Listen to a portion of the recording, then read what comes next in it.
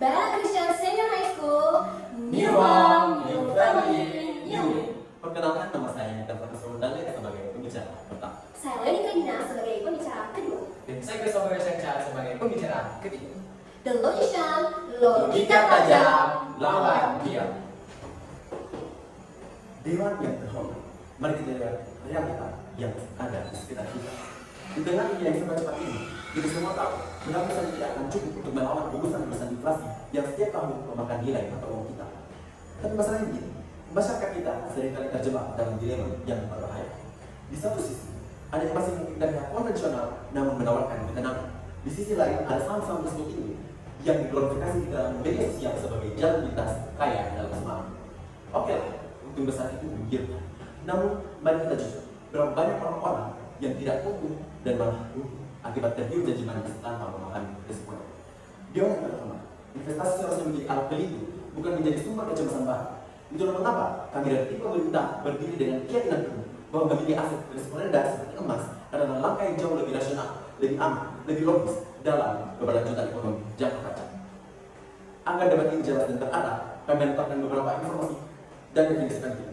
A. Rasionalitas adalah kemampuan seseorang untuk membuat keputusan yang logis dengan mempertimbangkan risiko, stabilitas, serta keberlanjutan manfaat jangka panjang. B. Emas merupakan logam mulia yang secara historis digunakan sebagai penyimpan nilai. Nilainya relatif stabil, diakui secara global, serta tidak bergantung pada kinerja suatu perusahaan atau lembaga tertentu. C. Saham berisiko tinggi adalah saham yang memiliki tingkat volatilitas tinggi dan ketidakpastian besar, sehingga harganya dapat naik dengan cepat, tetapi juga dapat turun secara drastis dalam waktu yang singkat. Dewan yang terhormat, mari kita berbicara secara jujur soal apa yang sebenarnya terjadi. Kita hidup di tengah-tengah ketidakpastian yang mencekam.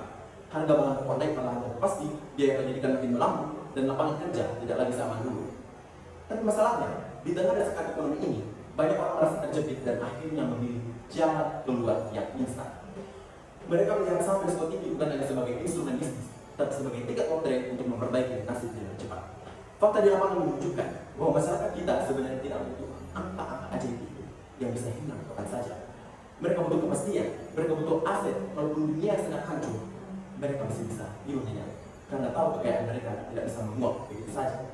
Inilah yang kita ingin kami bela, bahwa menjaga apa yang sudah ada jauh lebih rasional daripada mempertahankan segalanya dalam janji-janji kosong. Tim pemerintah akan membuktikan bahwa emas lebih rasional dipilih melalui 3 argumen. Pertama, emas memiliki stabilitas nilai dan berfungsi sebagai pelindung terhadap inflasi dan krisis ekonomi. Kedua, saham berisiko tinggi memiliki tingkat ketidakpastian yang sangat besar sehingga berpotensi menimbulkan kerugian yang signifikan. Ketiga, emas merupakan aset universal yang lebih mudah dipahami, diakses, dan dipercaya oleh masyarakat luas.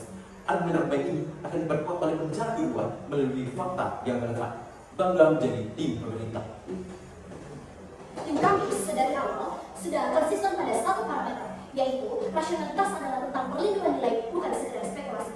Tapi oke, sebelum saya masuk ke poin penguatan, saya ingin mengklarifikasi satu hal. Tim oposisi mungkin akan sangat bangga dengan pertumbuhan angka saham yang tinggi, tapi gini juri, kita sadar bahwa pertumbuhan itu tidak ada gunanya kalau sifatnya hanya berupa angka yang besar yang bisa menguap dan hilang dalam satu malam krisis. Oke, sekarang kita masuk dalam kerangka argumen kami. 1. Emas sebagai bantalan krisis ekonomi. Mari kita lihat realita pada status quo. Emas itu bukan cuma sekedar perhiasan, tapi sebagai safe haven asset. Tapi oke, kita sadari, kenapa investor paling cerdas sekalipun lari ke emas pada saat krisis ekonomi terjadi? Karena emas punya korelasi tinggi. Contohnya, pada krisis 2008 dan pandemi COVID-19 2020 kemarin, saat bursa saham dunia rontok dan indeks merah, harga emas justru melonjak ke rekor tertinggi. Jadi, kita sadari, ini menunjukkan bahwa emas adalah satu-satunya alat yang bekerja saat sistem ekonomi lainnya gagal dalam krisis ekonomi. Secara rasional, memilih emas berarti Anda membeli asuransi untuk kekayaan Anda, bukan sekedar bertaruh pada nasib pasar. Masuk ke poin kedua soal volatilitas. Oposisi selalu berbicara soal keuntungan yang besar, tapi gini juri, mereka lupa menjelaskan tentang besarnya kerugian yang tidak masuk akal bagi masyarakat yang awam. Mereka tidak berpikir tentang inklusivitas ketika krisis ekonomi terjadi. Tapi oke, mari kita bedah secara sistematis. Kalau saham Anda turun 20%, Anda membutuhkan 100% untuk hanya balik modal. Kita sadari, ini adalah beban psikologis dan finansial yang sangat berat. Saham berisiko tinggi sangat bergantung pada sentimen cinta politik atau regulasi yang sering berubah-ubah. Tapi gini, apakah rasional jika kita menggantungkan bangsa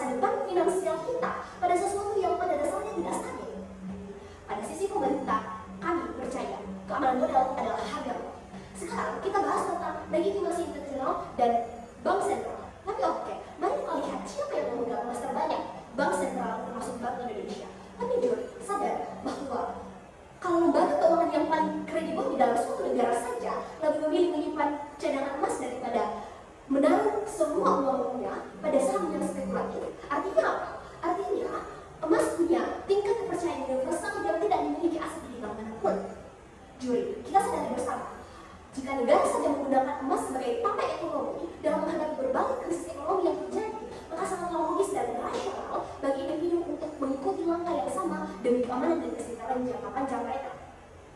Kita sadari, pada akhirnya, perdebatan ini bukan soal mana yang lebih cepat kaya, tetapi mana yang lebih pasti selamat. Satu, emas memberikan kepastian saat krisis ekonomi terjadi pada seluruh lapisan masyarakat dan menjunjung yang namanya inklusivitas dan kesejahteraan dalam meraih ekonomi. Tapi saham tidak. Yang kedua, emas melindungi modal secara matematik, tetapi saham menjebak Anda dalam fatalitas. Tiga, emas diakui secara global oleh institusi, tetapi saham hanya bergantung pada pihak dan kinerja pihak ketiga. Tapi oke, atas dasar itulah kami di pemerintah bangga mendukung meski. Terima kasih. Di wilayah yang kedua, sejak awal tim pemerintah telah menunjukkan bahwa investasi yang rasional bukanlah sekedar mengejar keuntungan terbesar, melainkan mengambil keputusan yang mampu mencari keamanan dan keberlanjutan nilai kekayaan dalam jangka panjang.